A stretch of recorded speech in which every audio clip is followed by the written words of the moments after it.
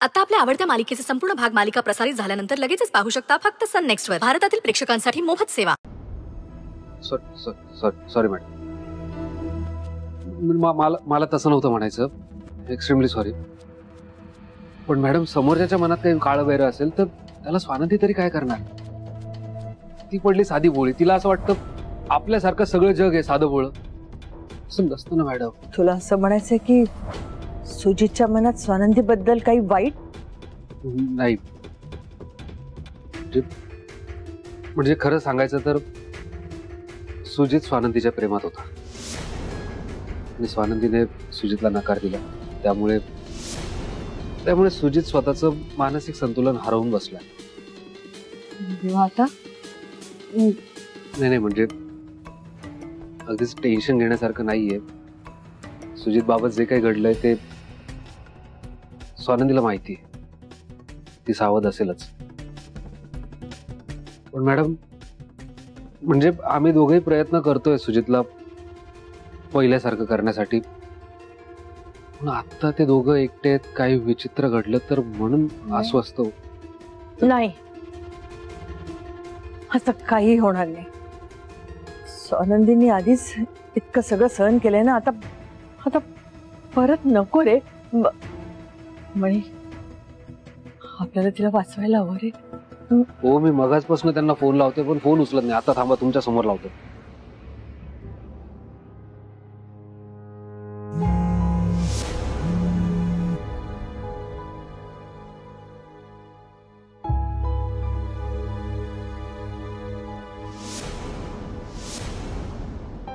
Sujit sir, अहो कसली गोळी घेताय?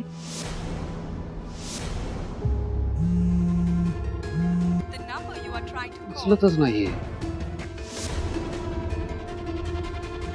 मी ट्राय करते. नाही उचलत आहे ना मॅडम. तुमचा फोन उचलणार नाही असं कधी झालंय? नाही म्हणी, आता वाट बघण्यात अर्थ नाहीये. तू जा, तिला शोधून आण. अरे जा ना. हो, मी जातो.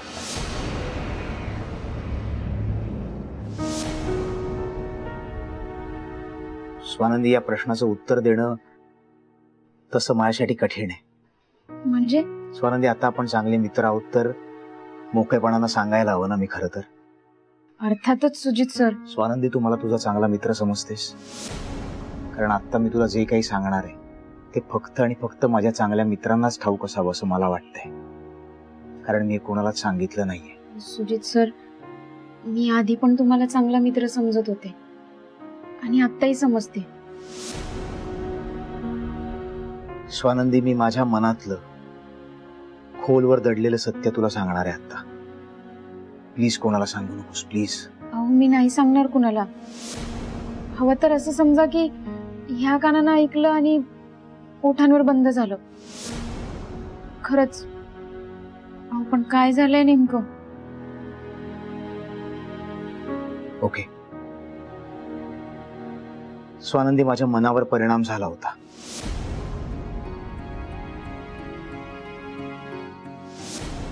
वेट लागायच्या अगदी जवळ गेलो होतो मी. Rather I am depressed. या डिप्रेशनमुळेच मधल्या काळात मी माझ्या आजूबाजूच्या माणसांबरोबर वाईट वागत होतो. तुझ्याशी सुद्धा वाईट वागलो. म्हणजे मला कळत होतं मी जे वागतोय ते योग्य वागत नाहीये, वाईट वागतोय. पण ते थांबवणं माझ्या हातात नव्हतं. मला कळतच नव्हतं मी का वागतोय, कोणाबरोबर वागतोय, कसा बसा सावरलोय सगळ्यातनं. ते म्हणतात ना, निसटण्याचा एक क्षण असतो तसा सावरण्याचा सुद्धा एक क्षण असतो. स्वानंदी, मनाची तयारी केली. या आजारातनं बाहेर यायचं ठरवलं. डॉक्टरांना भेटलो, ट्रीटमेंट सुरू केली. हे औषध त्याच ट्रीटमेंटचा भाग आहे. स्वानंदी, आत्ता सगळं स्वच्छ दिसतंय मला. आत्ता जाणीव होते मी मधल्या काळात कोणाशी किती वाईट वागलो त्याची. ह्या आजाराबद्दल मी कोणालाच सांगितलं नाहीये, मॉम डॅडला सुद्धा नाही. प्लीज जमल्यास तू पण कोणाला सांगू नकोस. आणि जमल्यास मला माफ कर. मी तुझ्याशी सुद्धा खूप वाईट वागलोय स्वानंदी. मी कशी तुझी माफी मागू मलाही कळत नाहीये. सुजित सर, नका ना माफी मागू प्लीज. अहो, मी कधीच माफ केलंय तुम्हाला. आणि आता ना तुम्ही बी स्वतःला माफ करा. अहो हा आजारच तसा आहे, ज्याला कुणाला बी होतो ना बेजार करून सोडतो. पण तुम्ही नका काळजी करू, तुम्ही व्हाल लवकर बरे.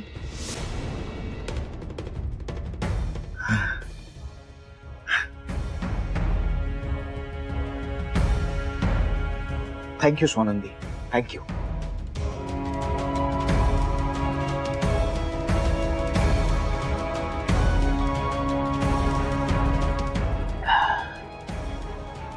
जेवूया.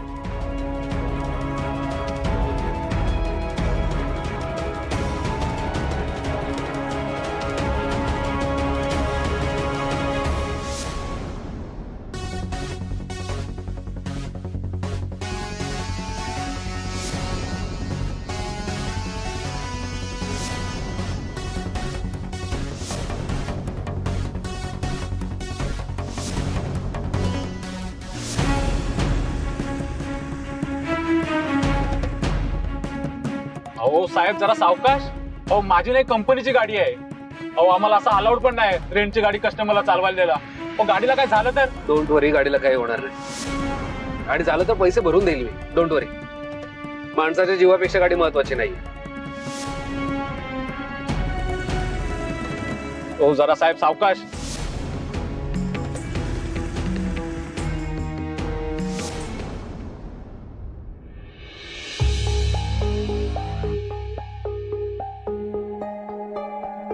स्वानंदी, तू झोप शांतपणे. तशी आपली आज बरीच दगदग सुद्धा झाली. मी आहे. आणि तुम्ही कुठे जाणार? मी हम चले खुले आसमां के नीचे तारों की छाव में. खरं सांगू का स्वानंदी, तसे या कोंदट रूम मध्ये मला झोप लागणार नाही.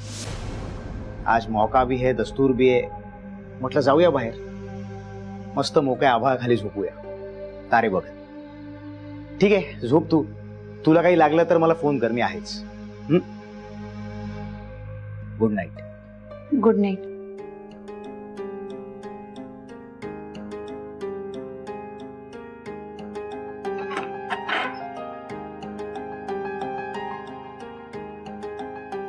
सुजित सर, अहो आधीपासूनच माझ्याशी असं वागलं असतं तर आपल्यात अंतरच आलं नसतं की. देवी आई, त्यांना लवकर बरं कर.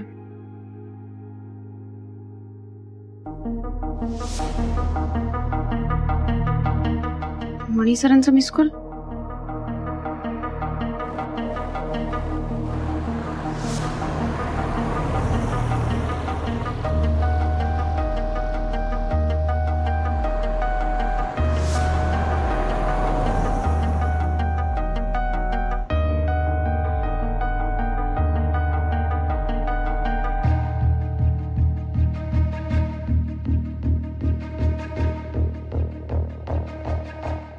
ती राग यायचा मला मधल्या काळात सुजित सरांचा.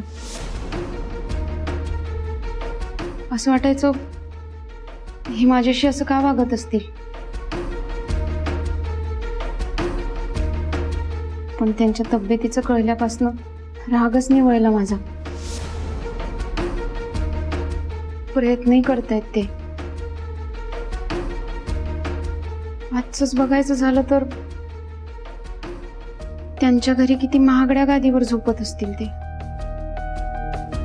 आणि इथं साधी ओशी नाही, गादी नाही. झोप तरी लागल का त्यांना?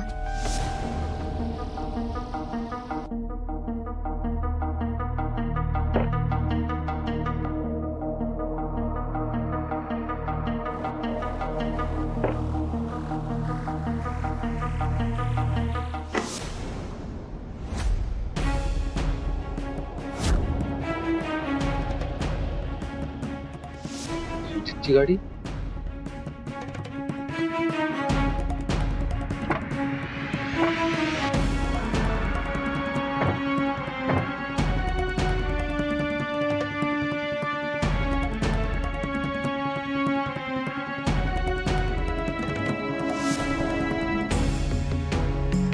काय साहेब, मामा नमस्कार. नमस्कार. या गाडीत जे 2 जण होते ते कुठे आहेत सध्या? पुढे जाणार.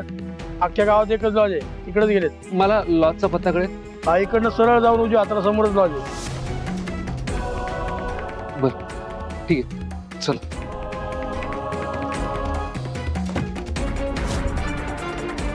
मामा थँक्यू.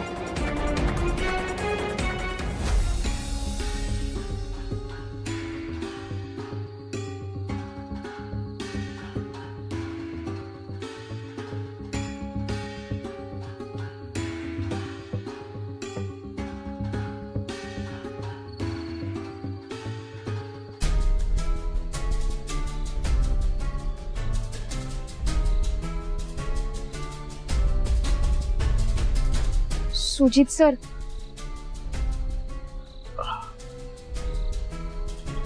अरे स्वानंदी,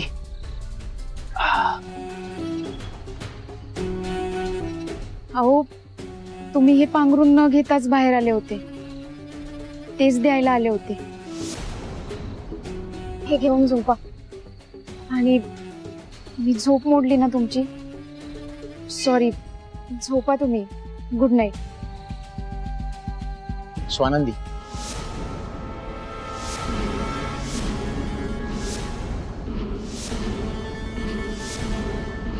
सॉरी.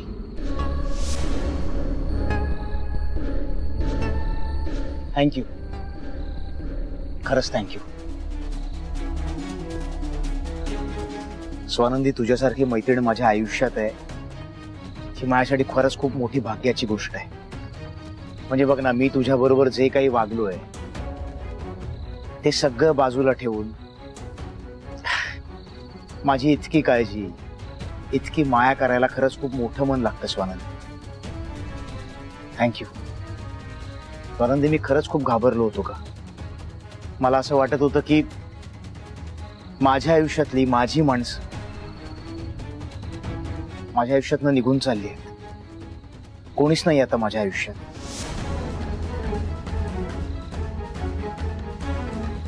खूप एकटं वाटायचं. आणि स्वानंदी, या दिवसांमध्ये एवढूस जरी कोणी माझ्याशी बरं वागलं नाही, एवढूस तरी पण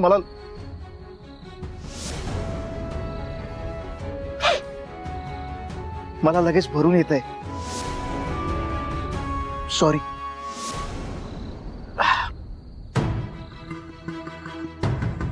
सुजित सर, इथून पुढं तुम्ही कधीच एकटे नसाल. मी कायम तुमच्या सोबत असेन.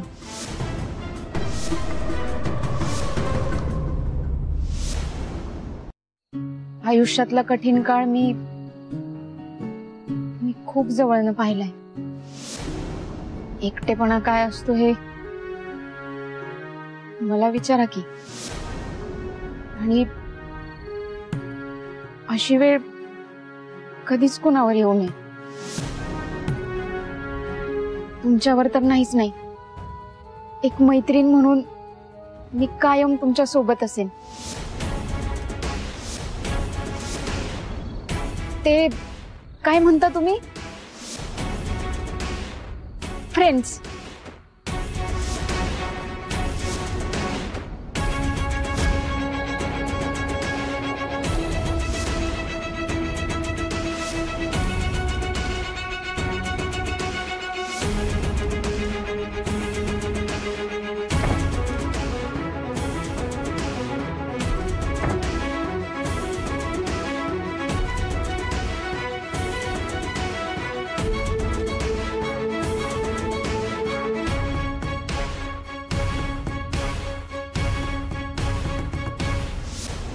स्वानंदी, सुजीत.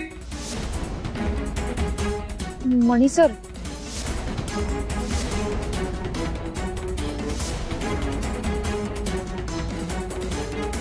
मणी सर.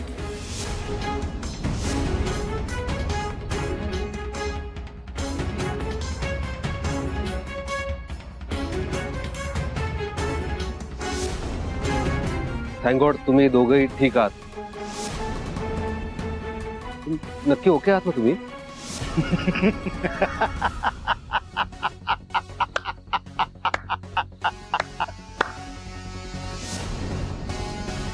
मणी मणी मणी स्वानंदी, तू ह्याला काय म्हणते, सुपर मणी. करेक्ट आहे. हे बघ, आपण प्रॉब्लेम मध्ये आहोत हे कळल्यावर हातातली सगळी कामं टाकून मागचा पुढचा विचार न करता आमच्या मदतीला धावून आलास. भाई थँक्यू.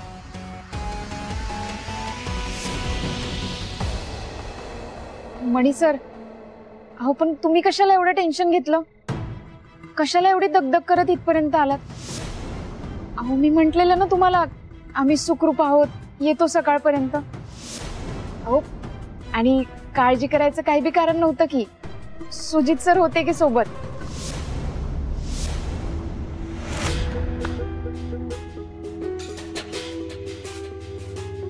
नाही, मी मगाचपासून तुम्हाला फोन लावतोय, तुम्ही फोन रिसिव्ह नाही केला तर मी काय समजणार ना. हा पण डोंट वरी, आता मी गाडी घेऊन आलोय तेव्हा इथे राहण्याची काही गरज नाही. आपण जाऊयात घरी.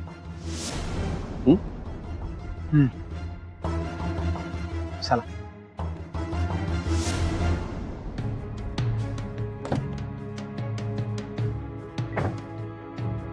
तुम्ही सुद्धा बसा मागे, मी देतो गाडी. अहो कशाला, मी बसते की मागे, त्या दादांना पुढेच बसू द्या.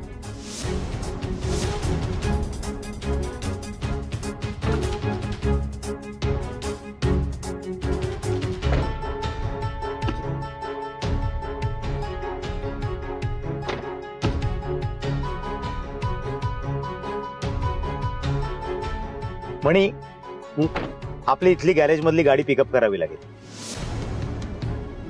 कोणाला तरी सांगावं लागेल. ठीक आहे, मी प्रकाशला निरोप देतो, किंवा या भागातला कोणी कार्यकर्ता असेल तो पिकअप करेल.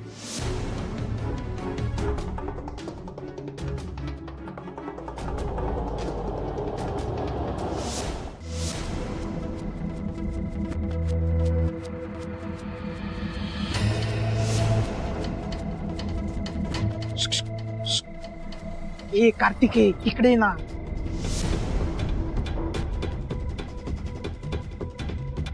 तुम्हाला किती वेळा सांगितलं असं इथे नेहमी नेहमी येत जाऊ नका म्हणून. लफडं व्हायचं इथं कोणी बघितलं तर. तुम्ही जाल ते झालंच, उलट माझं बी मरण जर कोणी आपल्याला एकत्र बघितलं तर. घे, कोण बघणार रे? हे एवढं मोठं झाड आहे, इथं लपलो तर कोणाला कळत. त्याचं तोंडावर करून बोलायचं नाही माझ्याशी. माझा काय हाऊस नाही तुला भेटायची. काम झाले, काम झाले का सांग, लगेच जातो. झाले काम? आता ते बी मलाच विचारा. एवढी चांगली संधी दिलेली तुम्हाला, ती तर घालवलीत तुम्ही. कार्तिके, तुला काय मुंबईची हवा लागली का ग? तोंडावर करून कोणाशी बोलते? या किसनराव भगवान दादा भुईरशी काय माज आला का तुला? हो, उलट उत्तर नाही देते, पण म्हणलं संधी आली होती की नाही, बाहेरच्या बाहेर काम झालं असतं, कुणाला कळलं बी नसतं, म्हणून म्हणलं. हे असं नरमीनं बोलायचं, कळलं का? वय वय. आणि राहिला मुद्दा कामाचा, तर हे काम तुझं आहे. मी फक्त तुला मदत करतोय. तुला गावात जर परत यायचं असेल तर हे काम करावं लागेल. मी काही काम करायला नाही म्हणते होय सरपंच. हे काय माझ्या एकटीचं काम आहे सरपंच. उलट तिच्या पोटातल्या बाळाचा तुम्हाला धोका आहे. मी काय, उद्या बाळ जन्माला भी आलं तर मी आपली मावशी मावशी करून मिरवन, पण तुमचं काय? हो का, माझं काय मावशी मावशी करून मिरवणार कुठं? गावात, गावात तोंड दाखवायला जागा आहे का तुला? या बघ, गावात जर ताट मानानं यायचं असेल तर माझ्याशी लगीन करण्याशिवाय पर्याय का? नाही ना? महा लग्नाचा हुंडा समज आणि हे काम कर. आता ते कसं करायचंय तुझ्यावर राहिलं. मला लोड द्यायचा नाही आणि असा आवाज चढून बोलायचं नाही, कळतंय का? खोपडी फिरली ना आपली तर ऐकत नाही मी. अहो नाही बोलत, आणि तुम्ही टेन्शन नका घेऊ, करते मी काम. कधी करणार आहे तुम्ही?